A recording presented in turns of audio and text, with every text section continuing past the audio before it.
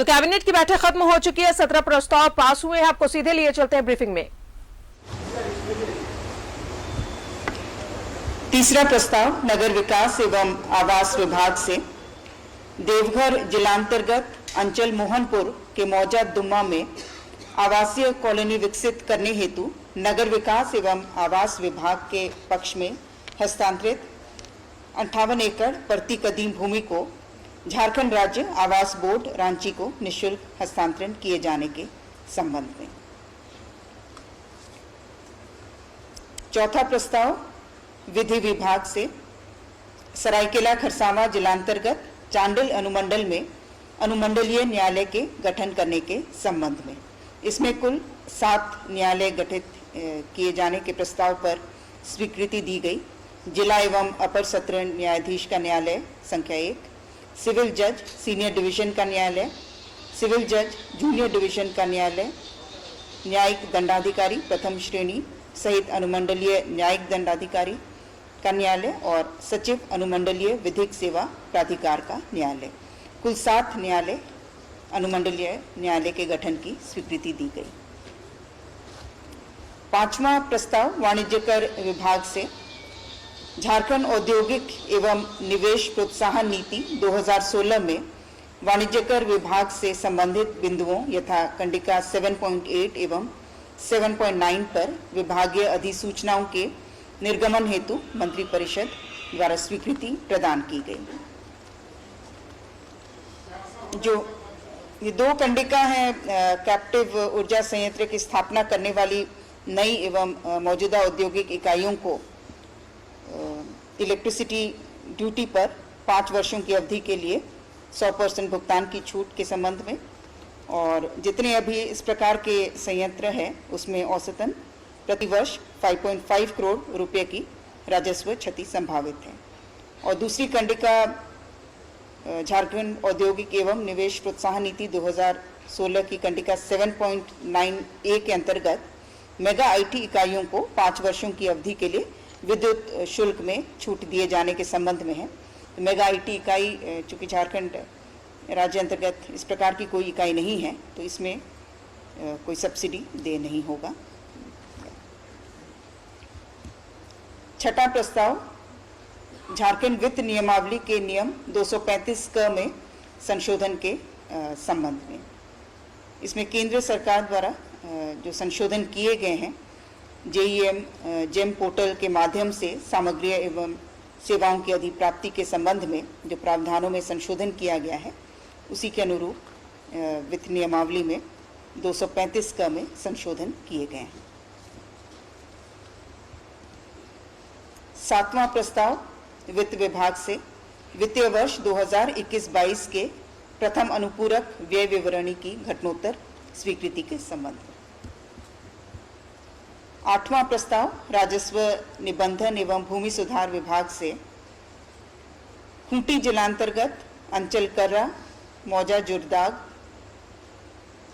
थाना नंबर 62 खाता 193, इसमें कुल रकबा 2.34 एकड़ गैर मजरूआ खास किस्म प्रति कदीम भूमि जवाहर नवोदय विद्यालय की स्थापना हेतु नवोदय विद्यालय समिति मानव संसाधन विकास मंत्रालय भारत सरकार नई दिल्ली के साथ निःशुल्क पूरक भू हस्तांतरण के संबंध में।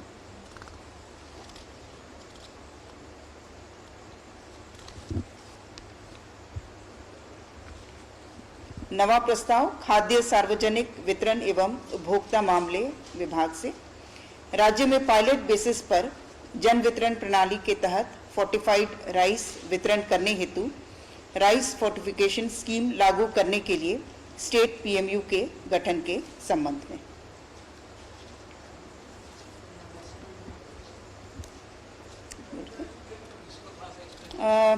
राइस फोर्टिफिकेशन स्कीम के अंतर्गत बेसिकली ये एनीमिया और अन्य प्रकार के मैल न्यूट्रिशन की जो समस्या है उसको एड्रेस करने के लिए ये पायलट बेसिस में राइस फोर्टिफिकेशन स्कीम चालू किया गया है केंद्र सरकार के माध्यम से। और इसमें जो पाउडर राइस रहता है उसमें माइक्रो न्यूट्रिएंट्स मिलाया जाता है, उसको फोर्टिफिकेशन एक तरह से उसको सुदृढ़ हम लोग और कर रहे हैं। malnutrition और एनीमिया को एड्रेस करने के लिए। तो इस कार्यक्रम के कार्यान्वयन और अनुश्रवण के लिए राज्य में एक PMU के गठन का प्रस्ताव था, जिसकी आज स्वीकृति दी गई।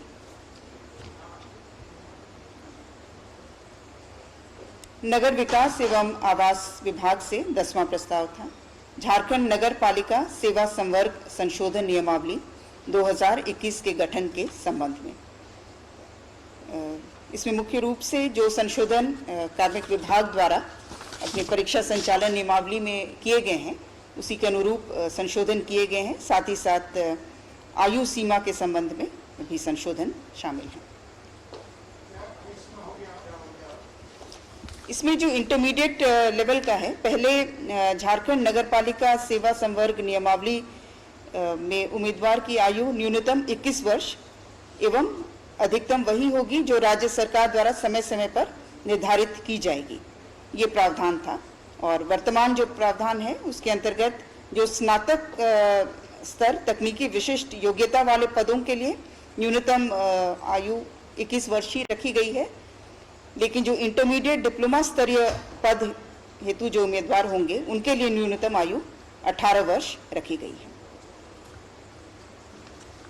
11वां प्रस्ताव माननीय झारखंड उच्च न्यायालय द्वारा WPPIL नंबर 3118 ऑफ 2014 के आलोक में झारखंड के भौगोलिक क्षेत्र में अवस्थित बिहार राज्य हाइड्रो इलेक्ट्रिक पावर कॉरपोरेशन के 8 लघु जल विद्युत परियोजनाओं के एसेट लायबिलिटीज मानव बल 13 सहित हस्तांतरण करने के प्रस्ताव पर मंत्रिपरिषद द्वारा स्वीकृति प्रदान की गई। इसमें कुल 8 परियोजनाएं हैं जो कि एसेट और लायबिलिटीज सहित एज इज वेरियस के आधार पर मानव बल सहित जो कि कुल 13 मानव बल हैं, उन्हें झारखंड राज्य को हस्तांतरित किया गया।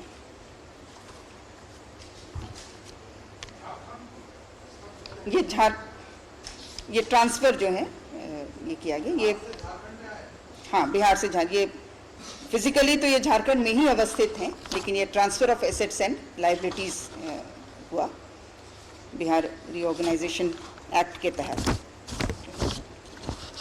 ये माइनर हाइडल पावर प्रोजेक्ट्स हैं, इनका नाम मैं पढ़ देती हूँ। एक चांडिल हाइड्रो इलेक्ट्रिक प्रोजेक्ट है 2x4 मेगावाट का। Tenu Bokaro link canal mini hydro electric project जो 1x1 मेगावाट का है। Mandal north Koel Palamu 2x12 megawatt. Jalimghag Gumla 1x200 kilowatt. Nindi Ghag Lohardaga 1x200 kilowatt. Sadni Gumla 2x500 kilowatt और lower Ghaghri Palamu 2x200 kilowatt और नेत्रहाट पलामू 1x50 किलोवाट।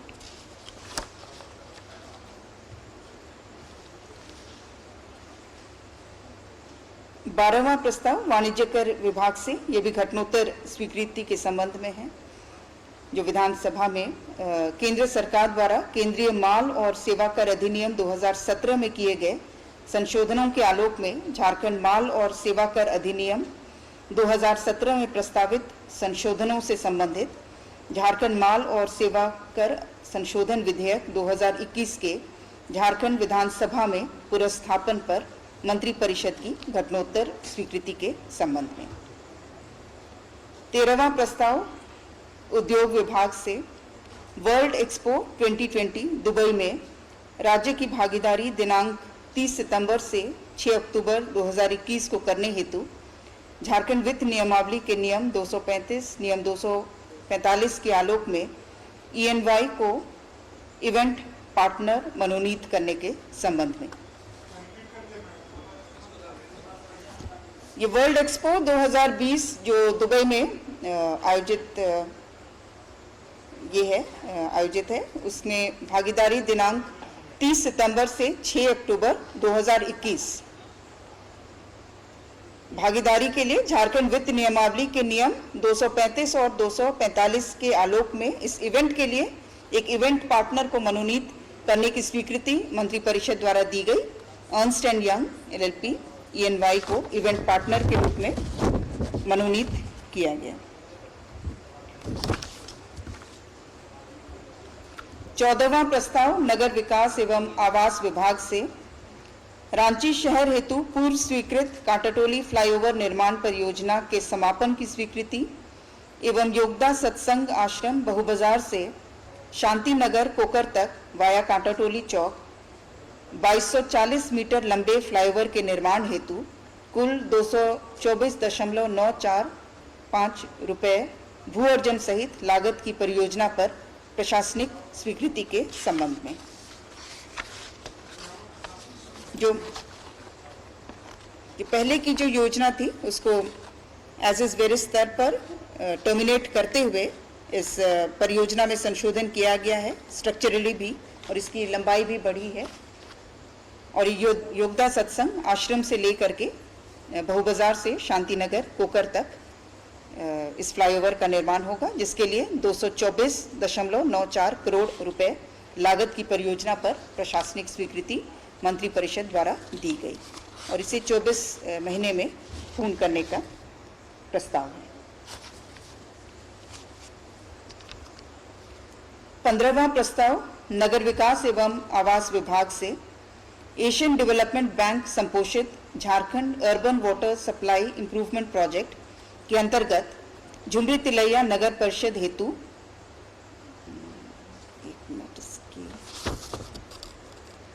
150.92 करोड़ की लागत पर तकनीकी स्वीकृति प्राप्त झुमरी तिलैया शहर जलापूर्ति योजना की प्रशासनिक स्वीकृति मंत्री परिषद द्वारा प्रदान की गई। 16वां प्रस्ताव नगर विकास एवं आवास विभाग से राजधानी रांची में ईपीसी मॉडल पर ट्रांसपोर्ट नगर निर्माण योजना के फेज 1 हेतु कुल 113,24,22,642 रुपये मात्र की योजना की प्रशासनिक स्वीकृति के संबंध में ये रांची में काके अंचल अंतर्गत मौजा सुकुरहाटू में कुल 49.81 एकड़ भूमि पर इस ट्रांसपोर्ट नगर का निर्माण प्रस्तावित है। अमाउंट 113 करोड़ 24,22,000।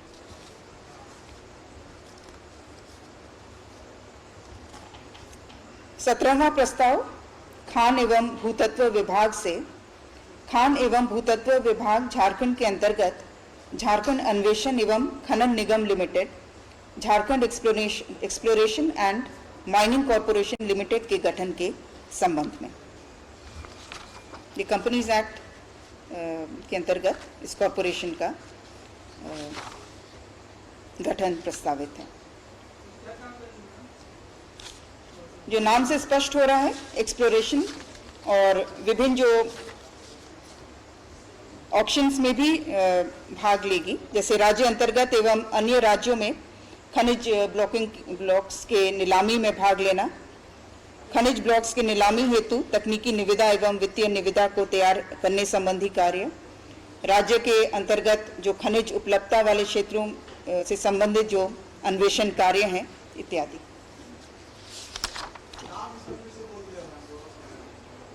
झारखंड अन्वेषण एवं खनन निगम limited, Jharkhand exploration and mining corporation limited. धन्यवाद।